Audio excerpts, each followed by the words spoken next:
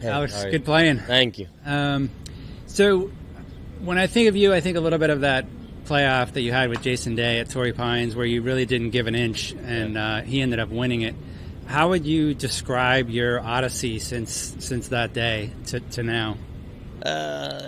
Yeah, but well, you mean the stretch from then to now? Well, played pretty good in it, in the rest of 18. Had some, and then I only played pretty much in 19 I played a little bit in Europe as well, and then with Corona I've only played over here.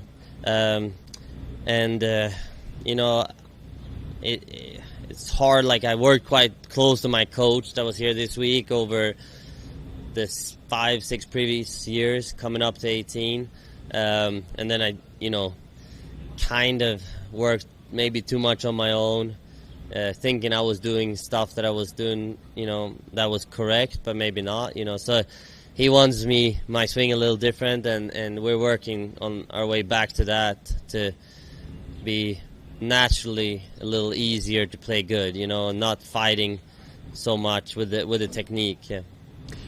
Because you looked at that day at Torrey Pines, I would have said this guy's going to win very, very soon. Did you have that thought yourself? Well, I kind of won a few months after that, but in France. But I know my game, and I know that there's so many good players. I knew, and sometimes I kind of neglect like what really makes me play well, and when the short game wedges. Putting is on top, it's gonna be, that's kind of what happened at Torrey. But then in my mind I thought I had the ball striking of my life, which maybe isn't true, so I'm trying to get out of that and trying to really put more emphasis on what he thinks is right rather than what I think is right. You mentioned thinking that you hadn't won since 2018. Were you thinking of that over the putt? I didn't think about that over the putt. It's more like, I haven't been in this position that many times recently, and it's all habits, sort of. Like, when you play well, you get up to these positions, it's a little easier for every time you're up here. If you may be like I was maybe too defensively on that one, thinking too much about, I really want this win, and instead of just giving it a good read and a good putt. So, it's, you learn. That kind of a bittersweet end to an awesome round? Yeah. I mean, I would have taken 8 under at the beginning of the day, and all you can do is just try to get better, and I'm going to do that.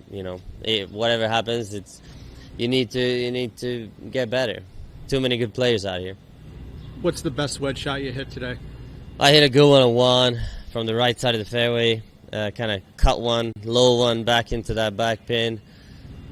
And then I hit, the one on 18 was good, was a pitching wedge, but a few good ones, like I think it's 14, the short par 4, close there, and it's a lot of those 60s, like 80, 70, 80 shots.